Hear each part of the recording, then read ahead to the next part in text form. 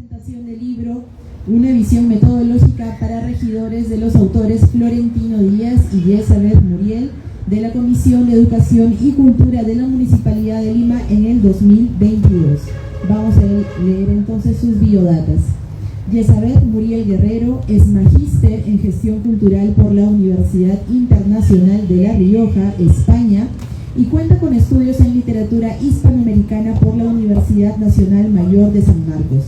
Se ha desempeñado como investigadora y editora de la colección Lima, Ciudad Poética y Humanizada en la Comisión de Educación y Cultura de la Municipalidad Metropolitana de Lima y ha sido miembro del equipo editorial del programa Lima Lee de la misma institución. Florentino Díaz Ahumada es escritor y conceptualizador de proyectos culturales. Tiene estudios de literatura hispanoamericana, una maestría en escritura creativa y experiencia en la docencia universitaria sobre temas de creatividad.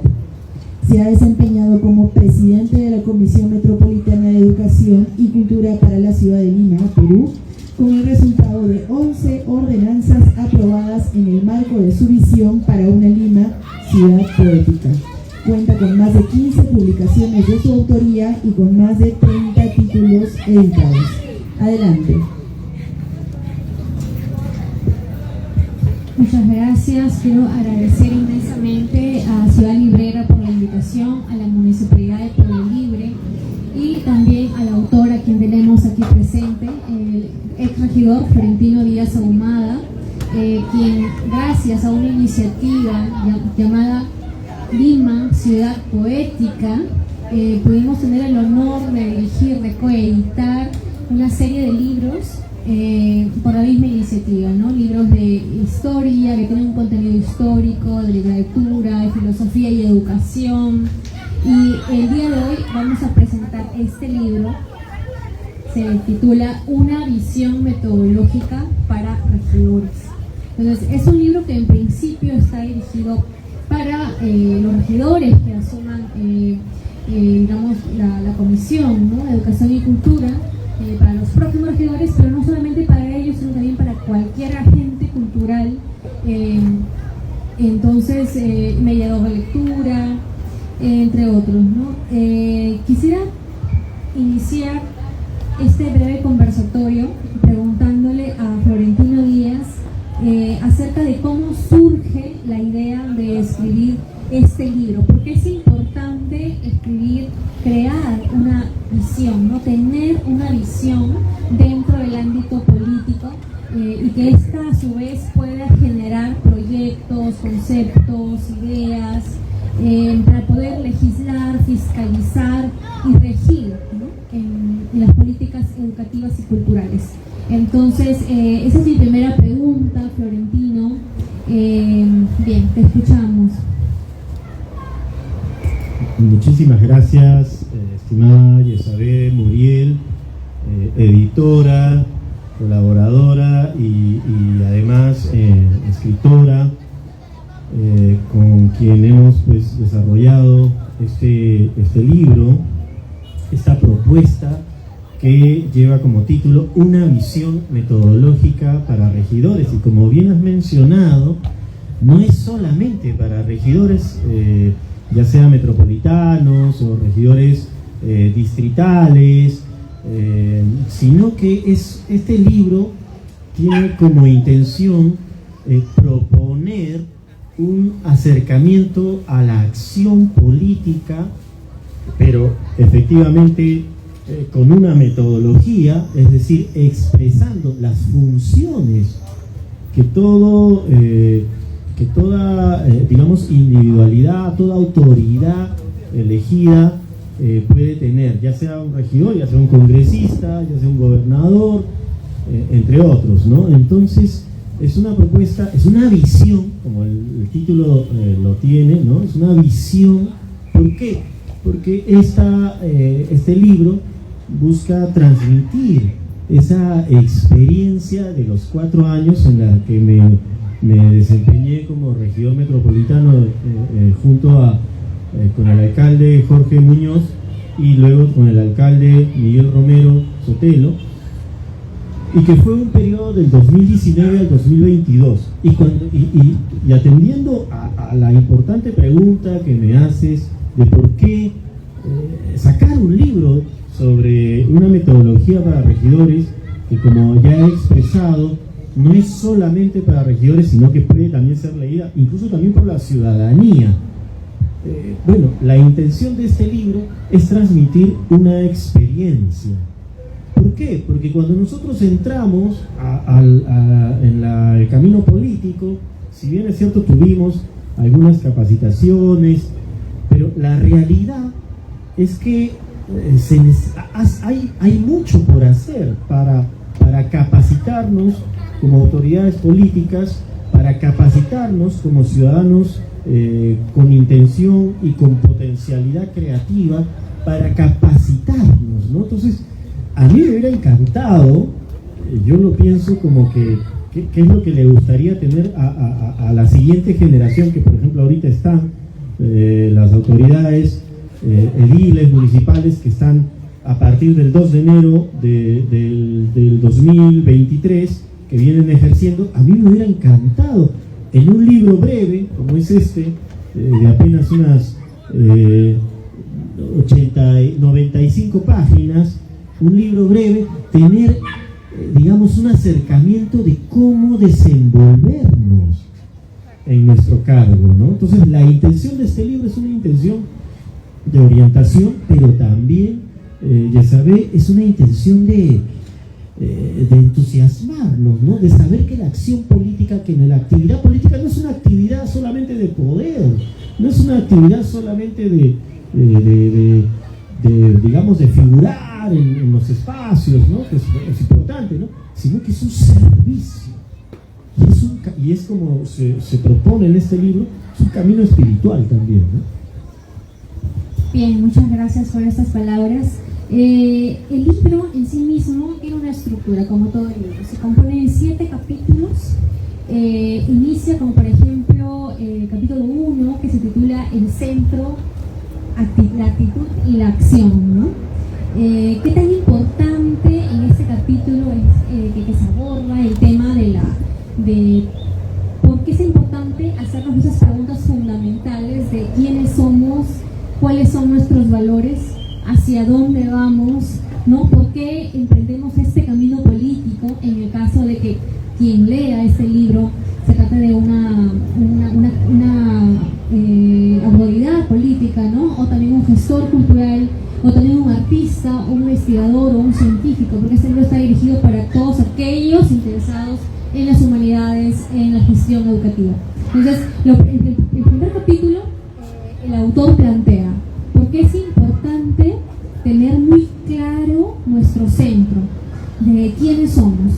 Y tú planteabas en este capítulo algo muy interesante, que era, básicamente lo voy a citar, ¿no? Más o menos lo que me acuerdo textualmente. Tú decías, si el individuo tiene una visión, tiene un centro, entonces ese centro, esos valores, digamos, va a poder proyectarlos en su visión política y en la proyección de su trabajo político, ¿no? Pero si no lo tiene, entonces es bastante difícil que, por ejemplo, pueda ser transparente, ¿no? Pueda ser íntegro, pueda ser digno incluso de asumir un cargo de esta naturaleza. Y nos parece increíble también tener este tipo de prosa, este tipo de discurso con el que tú lo abordas, porque el campo de lo espiritual, de los valores, de la integridad, ¿no? De la transparencia, no son valores que se aborden constantemente. Es decir, los agentes políticos no hablan de ello todo el tiempo, ¿no? Porque tú en el cargo en el que has tenido, de pronto nos vas a contar tantas actividades de representación en las que la actividad más importante es precisamente la ejecución, ¿no? Digamos, las mesas de trabajo, los debates, sí, pero con fines y propósitos no rígidos, pero muy precisos, ¿no? Muy delimitados. Entonces, ese aspecto está detrás, que está tras bambalinas, digamos, como en el teatro, yo sé que tú abordas lo que está detrás del teatro, ¿no? Es decir, en qué está fundamentado tu trabajo como regidor, o como político, como alcalde, o como congresista, o como presidente de la República, ¿no? ¿Cuál es tu centro? Entonces yo quería preguntarte, ¿a qué te refieres con este centro? Y si tú puedes de pronto realizar algún comentario adicional, ¿no?, acerca de su importancia, sobre todo en las autoridades políticas que rigen en esta gestión actual. Muchísimas gracias por esta pregunta, Isabel.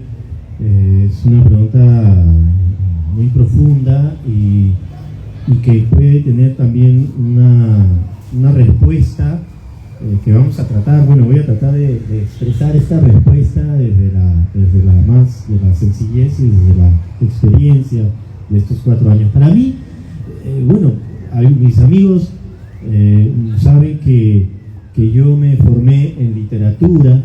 Yo he tenido desde la niñez un gran interés por la ciencia. En un inicio me quería formar en la astrofísica, pero finalmente me decidí por la literatura.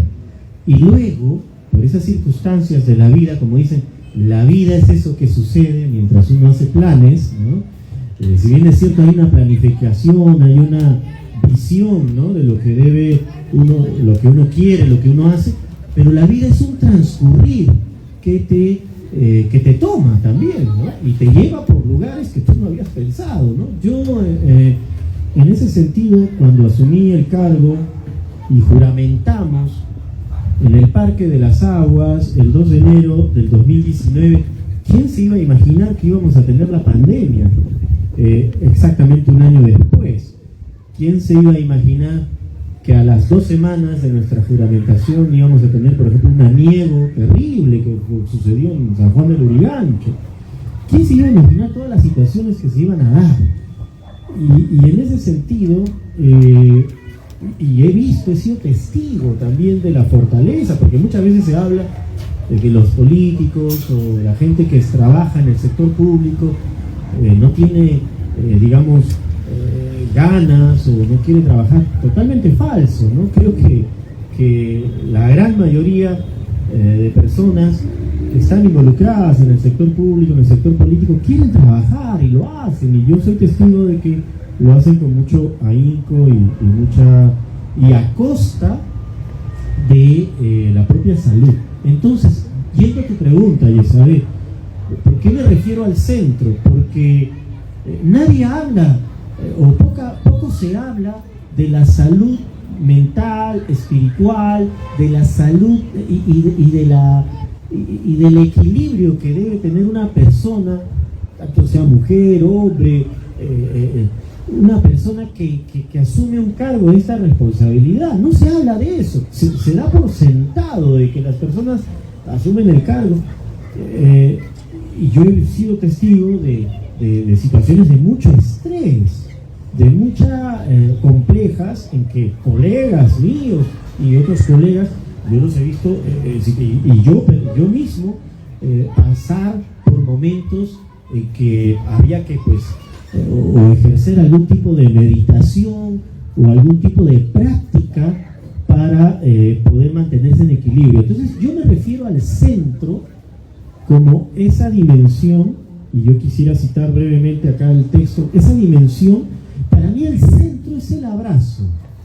Es decir, todo ser humano es abrazado por una dimensión a la que él o ella se entrega y abraza. Eso es tu centro. Si yo me abrazo al servicio, la gran dimensión del servicio me abrazará también, y eso será mi centro. Si yo me abrazo a la belleza en mi vida diaria aparecerá y me abrazará. Si yo me abrazo a la dimensión trascendente, divina, que existe, que es, que está, pues eso me abrazará también. Uno es abrazado por aquello que abrazo. Si yo me abrazo a la búsqueda solamente del poder para mi propio beneficio, pues seremos abrazados en su momento por por la desazón y por la vacuidad, el vacío de buscarse beneficiarse a sí mismo, ¿no? Cosas que no es el sentido, ¿no? El centro es el sentido, y yo lo expreso como ese abrazo del corazón a la esperanza, al entusiasmo, a la visión de lo que nos desarrolla, de lo que nos armoniza, de lo que nos enamora. Hay que hablar de enamoramiento en el quehacer político. Es el momento de enamorarnos de lo que hacemos, de enamorarnos de lo que podemos transformar, de enamorarnos de lo que podemos crear. Bien, muchas gracias. Retomando el tema del segundo capítulo de tu libro, se titula Legislación desde el sentir y la escucha.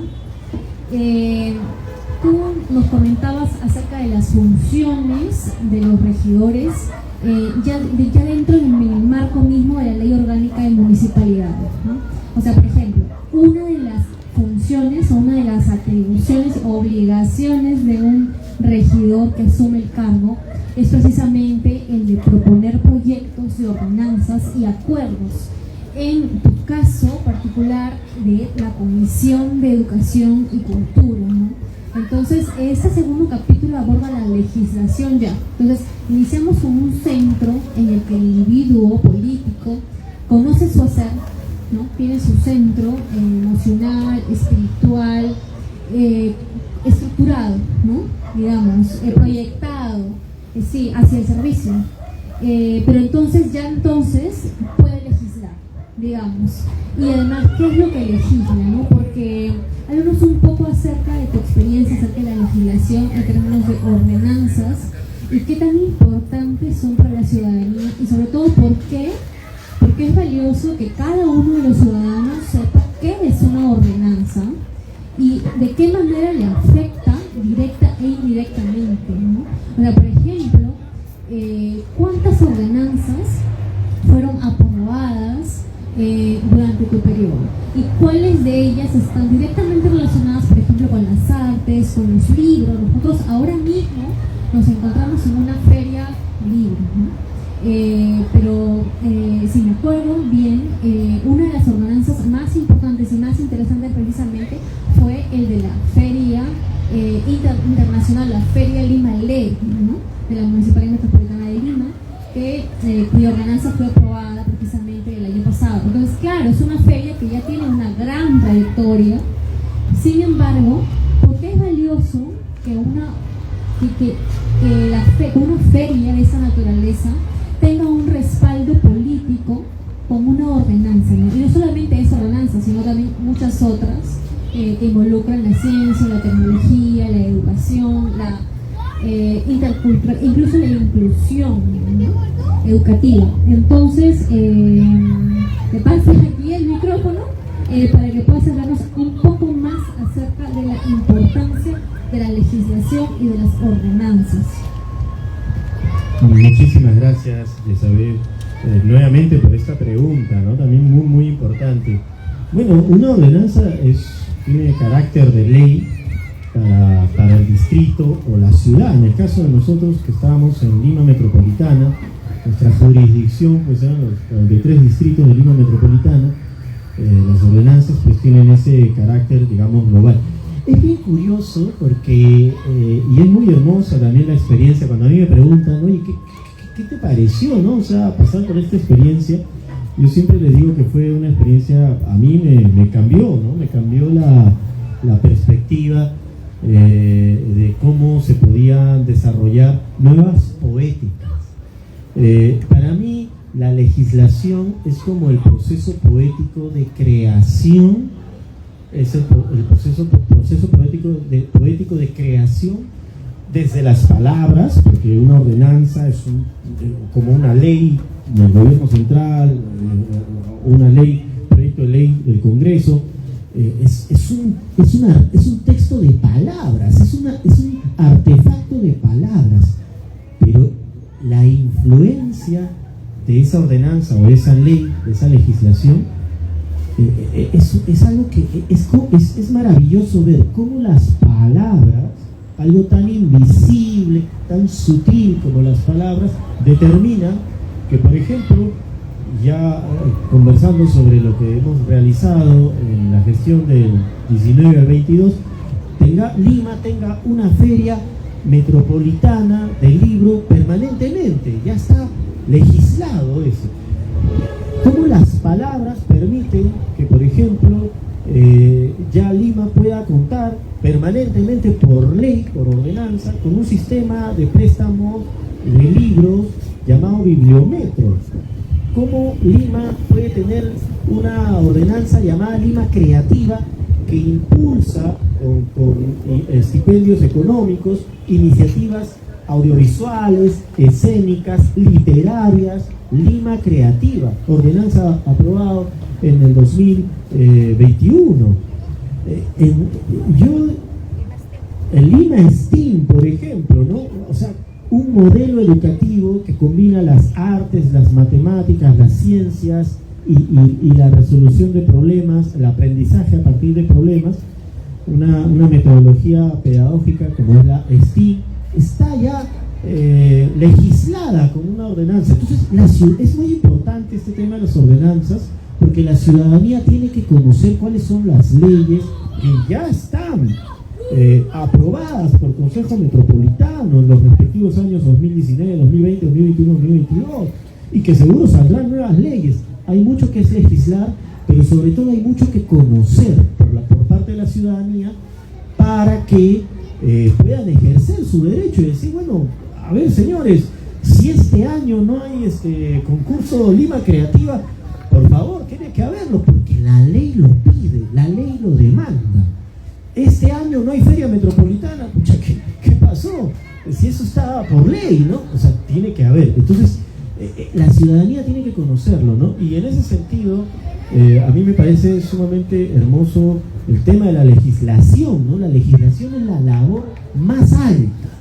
La legislación es la labor más alta porque es la que, a partir del lenguaje, es la labor para mí más poética, porque estás creando a partir del lenguaje nuevos contextos, nuevas configuraciones, estás creando futuros. Eso es lo que hace la poesía, eso es lo que hace la legislación, ¿no? Encaminada para beneficio, pues, de la comunidad.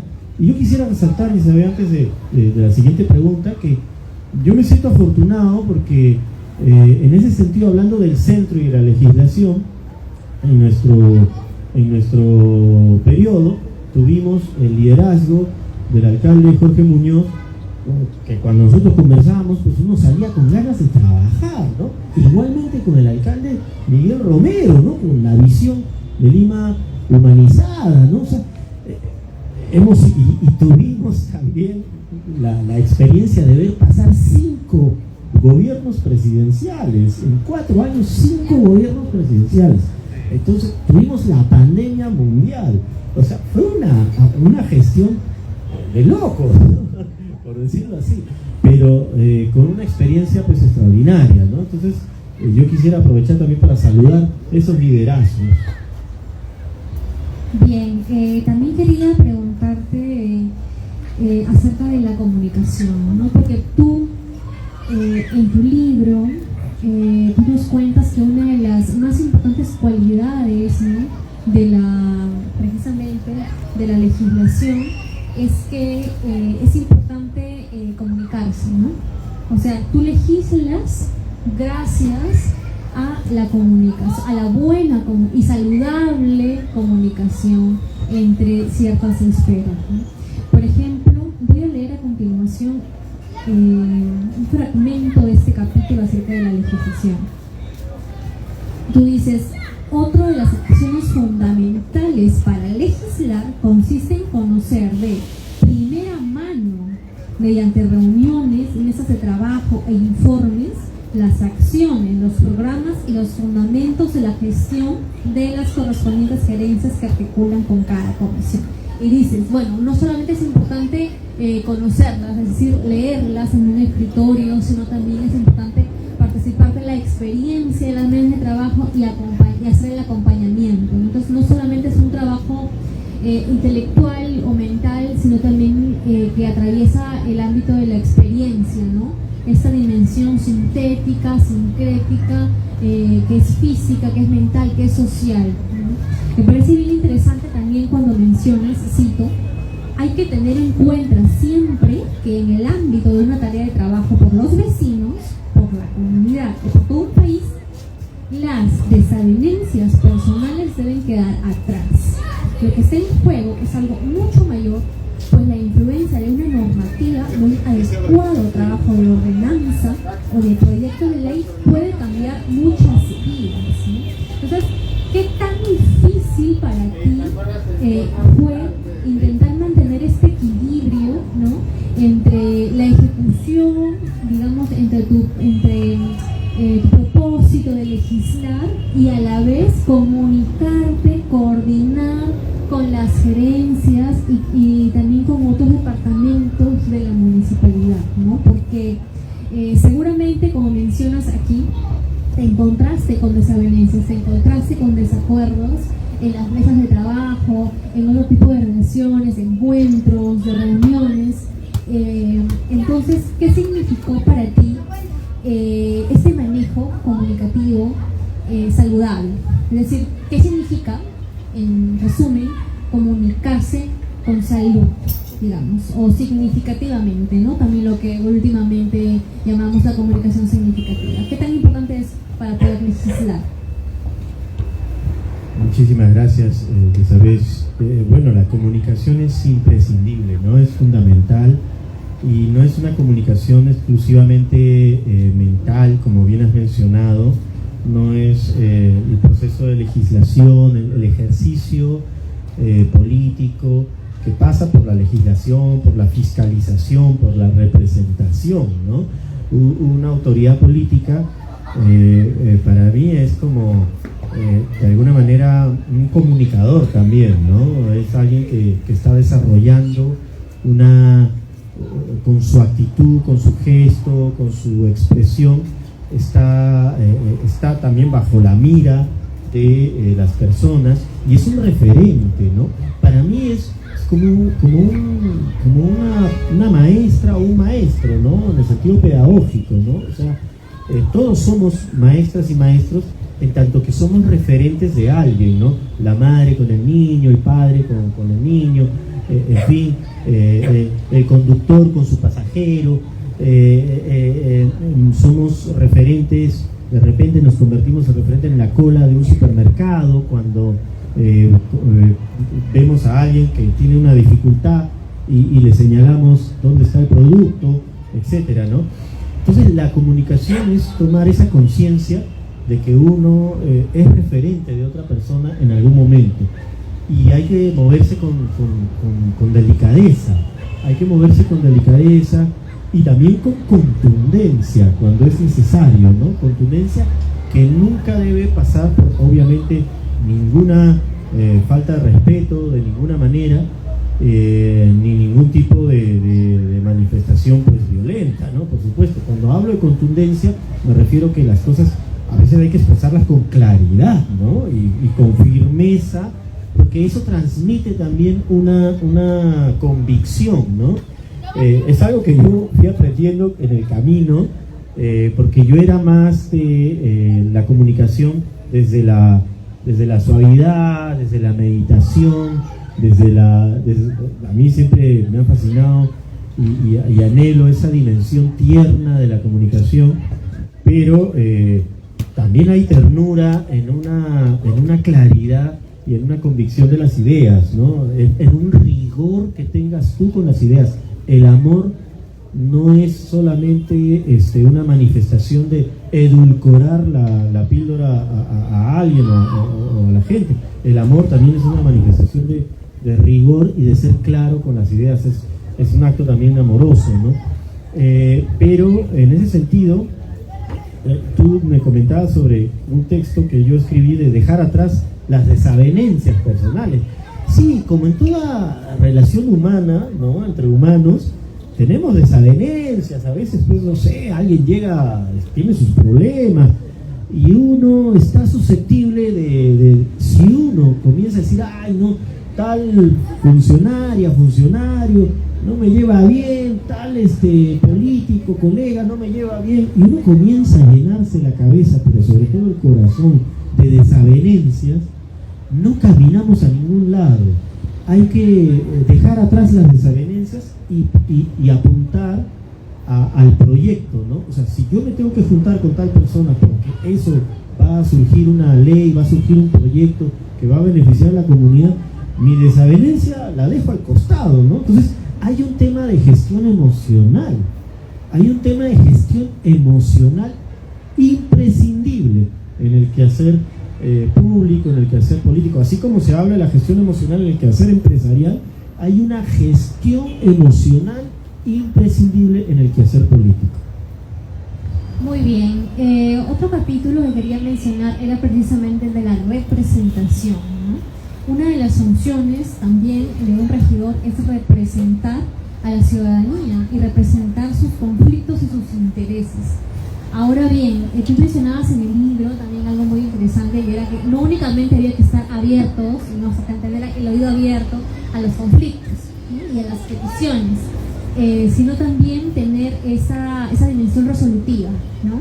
Y creadora y legislativa. Pero en el ámbito de la representación, decías, nosotros siempre representamos en todo momento, desde el consejo o en una vía peatonal o en un centro cultural o en una embajada. Entonces siempre se está representando el interés, ¿no? de la comunidad, pero también el interés político que nace de la propia convicción política municipal, ¿no? Yo quería leer unos fragmentos que a mí me llamaron mucho la atención y que tal vez de pronto podrías añadirnos un poco más de tu perspectiva aquí, ¿no? Pero yo quería leerlos porque a mí me llamaba mucho la atención y yo creo que a ustedes también. Cito: la crisis que vivenciamos en los instantes en que escribo estas líneas y que deviene de tiempos anteriores es una crisis también de representación. No se ha tomado conciencia de lo que ser parte de lo que ser parte de una institución pública significa, ¿no? La palabra misma se ha desprestigiado. El lenguaje no se oculta por medio de los despropósitos y descuidos generales. La verdadera energía y rigor que pueden emanar de tal o cual cargo político o administrativo. Entonces, tú dices, probablemente el sentimiento más perjudicial que pueda llegar a incubarse en el alma de un pueblo es creer que si nos unimos al quehacer político, formamos parte de una comunidad corrupta. No es posible incorporar o expresar nuevas visiones cuando las acciones se sustentan en las secas raíces de la desconfianza. No emerge lo más noble del humano en las circunstancias sombrías de no confiar o en la mayor confusión y en la ira sin rumbo. Entonces, nos llamas en este capítulo a abrir las puertas, abrir, digamos, los caminos en nuestra mente hacia la confianza, ¿no? Pero, ¿qué tan difícil puede ser este camino para la comunidad, ¿no? Como bien sabemos, no vivimos precisamente en los tiempos de mayor transparencia política, ¿no? Entonces, y sin embargo tú nos instas, nos motivas a abrirnos a la confianza, porque de alguna manera quien asume un cargo político como este debe creer en sí mismo y debe creer en el cargo, como un baluarte también lleno de dignidad y lleno de confianza, ¿no? Entonces quería que nos hables un poco más de estos acercamientos, ¿no? Muchísimas gracias, Isabel. Sí, es una pregunta también fundamental. Realmente la crisis institucional, la crisis política, la crisis de humanidad es una crisis de confianza, es una crisis de desesperanza, es una crisis de desorientarnos en algún momento o de sentirnos profundamente perturbados, quizás por ese horizonte penumbroso, por ese horizonte hasta fraudulento que creemos y vemos a veces encontrar, ¿no? Definitivamente, si uno asume un cargo o asume lo que asuma, ¿no? El rol que uno, cada persona, cada ser humano tiene diferentes roles, ¿no? Hay que apostar por confiar en ese rol, hay que apostar por confiar en la palabra dicha, por confiar en la acción realizada, y sobre todo esa confianza. Por eso yo lo relaciono mucho, esta confianza, con un trabajo espiritual, ¿no? Con una gracia, ¿no? En cualquier perspectiva espiritual, religiosa, ya sea una perspectiva musulmana, cristiana, judaica, hindú, budista, en fin, existe lo que se llama la gracia. Es decir, el ser humano, desde esa perspectiva, yo personalmente me muevo en esa perspectiva espiritual, ¿no? Es decir, yo no creo que el ser humano sea solamente el ser humano y no hay nada más, ¿no? O sea, es evidente que nosotros no tenemos que hacer nada para que el sol salga, ¿no? No tenemos que hacer nada para que nuestro organismo se regenere. Hay una fuerza, ¿no? Hay algo allí, hay una dimensión que nos sobrepasa, y como lo expresa tan hermosamente el Tao Te Ching, ese texto milenario, dice: yo veo que hay algo que sostiene, que entretiene, que mantiene todo lo que existe, pero no sé su nombre, y por eso lo llamo Tao.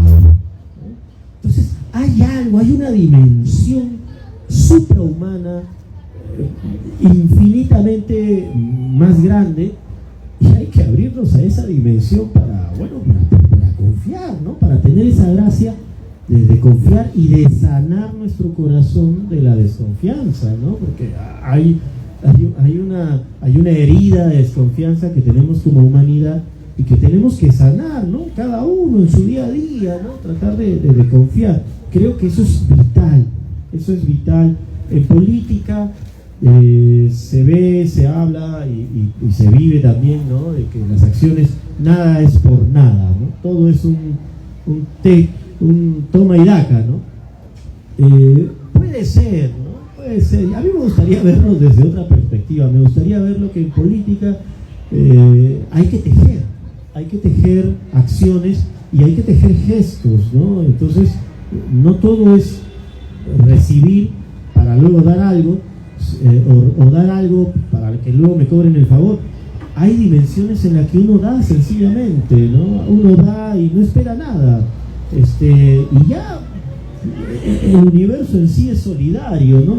Ya recibiremos, ya se darán los frutos que uno cosecha, ¿no? Entonces hay que confiar también en una providencia, ¿no? Hay que confiar, oye, esa persona no me devolvió el favor, ¿y ahora qué hago? No, o sea, confía en que va a pasar. Si tu intención es una intención confiada, es una intención de belleza, es una intención de unión, confía en los frutos. Bien, muchísimas gracias por esta respuesta. Uno de los aspectos que me llamó más la atención en tu libro es que tú planteas, digamos, la educación emocional y mental y espiritual, también casi como una triada, como un estilo de vida a la que la ciudadanía debería aspirar, ¿no? Yo creo que esa idea atraviesa todo el libro, es decir, el equilibrio, ¿no? El equilibrio, pero como estilo de vida. Entonces, claramente inicias tú, por eso creo que tiene mucho sentido iniciar con el centro, porque si realizas esas preguntas fundamentales, de alguna manera ya se crea una unidad de vida, ¿no? Es decir, que es posible, por ejemplo, vivir de manera política, de manera artística, de manera, digamos, deportiva, de manera cotidiana, ¿no? Y que ninguna de esas formas de vivir o esas actividades, digamos, son excluyentes, ¿no? Sino que todas se integran en una suerte de dimensión holística, integrada, armónica sobre todo, y que ese puede ser un estilo de vida, tanto desde el ámbito político como desde el ciudadano. Entonces, esa idea me parece bien interesante. Yo en realidad invito a todos aquellos que nos están viendo a que puedan descargar este libro. Seguramente ya está colocada la dirección aquí en este post, o si no, ya entre los comentarios vamos a dejar nuevamente el link para que ustedes puedan descargarlo. Pero creo que es importante que antes de asumir un cargo político se mire esa dimensión oculta, ¿no? Esa dimensión que en realidad estamos hablando de las raíces, de las raíces de un árbol, ¿no? Si el ámbito político es el árbol, entonces las raíces precisamente es aquel centro que se indaga y se pregunta a sí mismo acerca de por qué y para qué está creciendo, ¿no? Y por qué y para qué sirve a la ciudad, o por qué y para qué da sombra a los ciudadanos, ¿no? Eso creo que es lo más importante de reconocer en este libro. Y en segundo lugar también el hecho de que tú propones que la comunicación es una de las prioridades más importantes en la legislación, ¿no? Comunicar con respeto, comunicar con cortesía, comunicar con un lenguaje abierto a la reflexión. Yo creo que es bastante difícil también de conseguirlo, ¿no? Es bastante difícil de conseguirlo porque precisamente muchos de los proyectos educativos y culturales que hagas tenido la experiencia se tejen lentamente, no con la rapidez tal vez que debiera tener, ¿no? porque se trata de dialogar, y en nuestro país es el diálogo o las estrategias para el diálogo que de alguna manera sufren de mayores carencias, ¿no? O sea, muchos de los problemas que tenemos actualmente, que podemos ver en las noticias día a día, o en nuestras propias familias, o en los mercados, en los parques, etcétera, es precisamente por la falta de entendimiento, más que de comunicación, ¿no? De entendimiento. Pero cuando nos comunicamos pensamos en texto nada más, ¿no? En palabras, pero también es la mirada, también es el saludo, también es el gesto, también es el respeto. Entonces creo que abrir esa dimensión dialógica, ¿no? Y darle su valor en este libro para el ámbito político creo que es fundamental, ¿no? Y también quería ir cerrando también preguntándote acerca del libro ya como objeto físico, ¿no? O sea, por ejemplo, en Ciudad Poética nosotros tuvimos la colección de una Ciudad Poética. Uno de los libros de la colección es este. Entonces, como ustedes pueden ver, el motivo de la ilustración de la portada es extraído de un detalle de un textil de Paracas, de la cultura Paracas. Y quería que nos hablaras un poco acerca de por qué elegiste este símbolo, pero qué simboliza la ilustración en la portada, y qué es lo que quieres comunicarnos, ¿no? Hablando justamente de comunicación.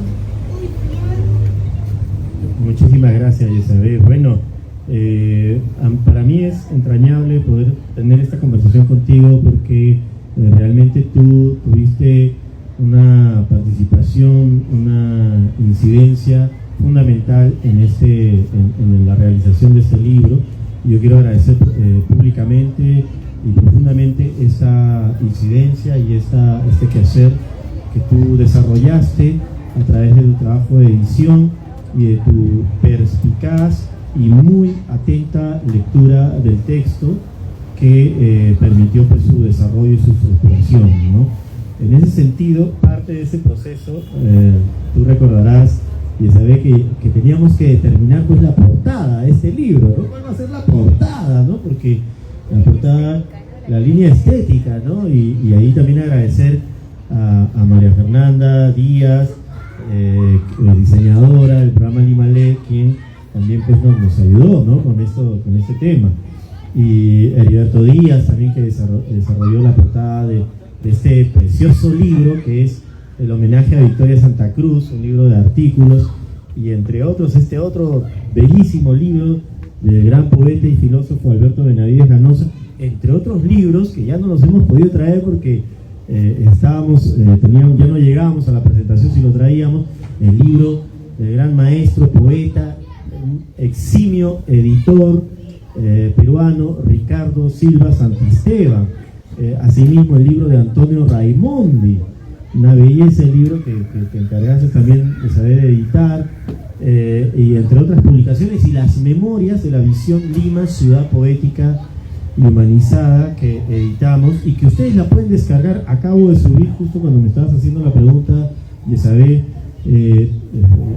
sin dejar de escuchar atentamente lo que expresabas, busqué rápidamente subir el link del libro que ustedes pueden descargar en la transmisión de esta. Si ustedes entran al perfil Florentino Díaz y entran a Lima Ciudad Poética en Facebook, o entran a Florentino Díaz en el fanpage, etcétera, van a poder descargarse. Está transmitiéndose esta presentación en vivo. Pueden descargarse el libro, es en modo digital, lo imprimimos para que se vea, pero esto es un ejemplar nada más, ¿no? Que lo tenemos de muestra para que se pueda ver cómo es el libro, ¿no? Pero volviendo al punto, ¿no? Claro, este es un detalle, un motivo, y hablando de esto el viento nos eleva, porque para hablar de esto hay que ser elevado por el viento, porque para hablar de política, hablar de poética, hay que dejarse llevar por el viento de los ancestros. Y esta es la imagen de nuestros ancestros que supieron convivir con la naturaleza. Es el chamán o la chamana quizás que supo leer los vestigios y destellos del cielo y encontrarse en el susurro de las arenas, las palabras que podían enlazar los corazones de la comunidad. Era el poeta, la poeta que podía reconocer en la caricia de la brisa o en el oleaje de la orilla de la playa, reconocer la vida palpitante, la ternura por nacer. Es el sanador o sanadora que podía también a través de las palabras, o de una mirada o de un abrazo, aliviar el corazón y el espíritu. Son muchas cosas. Para mí es también el político o la política, ¿no? que está allí con su báculo. Curiosamente, cuando uno asume la alcaldía de Lima, en el caso de Lima Metropolitana, le dan el barayoc, que es este elemento, ¿no? Como un báculo, un elemento pues chamánico, mítico, porque estamos llenos de símbolos, damas y caballeros, estamos llenos de símbolos, llenos de magia, llenos de mitos, y eso es importantísimo. Y acá, por ejemplo, también tenemos la chacana, ¿no? Entonces, la visión de Lima Ciudad Poética es la visión que buscamos, ¿no? Busqué yo, gracias al equipo que desarrollamos esta visión, buscamos pues proponer una ciudad, una construcción de ciudad a partir de la espiritualidad, a partir de la creatividad, a partir del servicio y de la sanación. Imprescindible, ¿no? Necesitamos sanarnos. Entonces, este es el sanador, o sanadora, este es el Paracas, ¿no? Una cultura, una civilización milenaria que pasarán miles y miles de años más, y se hablará de Paracas, de Nazca, de Chavín, de los incas, se hablarán de tantas culturas, de la cultura isma, se hablarán de tantos, ¿no? Porque nuestra ancestralidad es una ancestralidad visionaria. Por eso nosotros apostamos no solamente por ver qué es lo que vamos a hacer de acá a 10 años, qué es lo que vamos a dejar para los siguientes 5.000 años, damas y caballeros. Eso es. Ahora, por ejemplo, sin ir muy lejos, la comunidad, cuando estuve en el 2019, antes de la pandemia, en el país de China, y se hizo pues ya público el plan para los siguientes 50 años, ¿no? El plan de la Franja de la Seda. Y en China, por ejemplo, pasó una anécdota, ¿no? Muy, muy interesante. Cuando estábamos con el alcalde de Cantón, en una reunión que habíamos llegado, ¿no? Como autoridades, nos dice de pronto, su pueblo ha inspirado a nuestro pueblo también. Yo he sentido esa civilización milenaria cuando estuve en Perú, cosa que yo también sentí evidentemente en China, ¿no? Tremenda civilización. Entonces, somos civilizaciones milenarias, somos expresión de visión, somos expresión de creatividad. Efectivamente estamos pasando por una crisis, pero una crisis es también una ventana, una puerta para seguir con firmeza, con convicción, con dulzura, con amor y con ternura nuestros caminos. Bien, muchísimas gracias. Recordaba también que precisamente, como bien dices, es importante recordar nuestros mitos, ¿no? Nuestras culturas ancestrales en este libro, pero también, por ejemplo, en la portada del libro de Alberto Benavides Ganosa, de La Chacana, ¿no? Recordar nuestros mitos, nuestras culturas prehispánicas, cada vez que sintamos el peso de los tiempos contemporáneos, ¿no? Porque allí reside nuestra fuerza creadora. Bueno, otros alcaldes, no voy a mencionar nombres no sé, por vínculos políticos, digamos, porque aquí no tenemos un vínculo político en esta mesa, pero digamos que creo que de eso se trata, ¿no? De renovarnos, ¿no? A través y gracias a nuestras culturas prehispánicas, a través de la geometría, a través de los estudios astronómicos, a través de los textiles, a través del arte, la cerámica. Allí están realmente nuestras fuentes y nuestras raíces para el futuro del ámbito político y educativo peruano. Me quiero despedir con una cita de este libro. El diálogo es vital para desarrollar nuestra capacidad de comprensión, de escucha, de valoración y de acción comunitaria. Nos asombra lo mucho que se supera el silencio, la tranquilidad necesaria para una conversación hoy en día.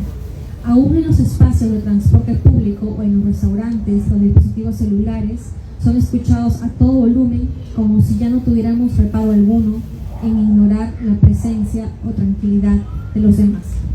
Y eso es, ¿no? Reconocer en el otro la dignidad y el respeto por el individuo, por la colectividad y por la nación. Muchísimas gracias a todos y cada uno de ustedes por habernos acompañado en esta noche, y espero que pronto puedan descargar este libro, Una visión metodológica para regidores, y también todos los otros libros de nuestra comisión, en especial también La alquimia del ritmo, que fue un libro en homenaje a la doctora Santa Cruz Gamarra, en el que hemos tenido más de 10 colaboradores, entre ellos artista visual y catedrático Octavio Santa Cruz y la profesora Milagros Carazas. Muchísimas gracias a todos. Muchísimas gracias también. Y ya para culminar, y agradeciendo a Ciudad Librera, la Feria del Libro de Pueblo Libre, a la Municipalidad de Pueblo Libre y a su alcaldesa, por supuesto, la oportunidad de poder estar aquí. Y Yesabé, Muriel, agradecerte muchísimo esta conversación. Quisiera agradecer también a todas y todos los funcionarios y funcionarias que en ese periodo del 2019-2022, gracias a su visión, a su trabajo, a su perseverancia, como digo, fui muy afortunado de poder conocer y dialogar con funcionarios de las gerencias de cultura, de educación, participación vecinal, finanzas, desarrollo económico, desarrollo urbano, en fin, es una pasada, de verdad que es muy bonito porque conoces muchas cosas, ¿no? Y también agradecer a mi tío, don Javier Díaz Orihuela, ingeniero, político, escritor, puesto que él a lo largo de estos años ha sido también una inspiración en ese quehacer político, en ese quehacer de la literatura y sobre todo de las memorias, ¿no?, que él escribe, acontecimientos históricos de nuestra historia política, y son fundamentales. Agradecer la presencia de ustedes, agradecer a Irene, a Melissa, que nos han acompañado como gestoras culturales en la realización de esta conversación. Muchísimas gracias. Muy buenas noches.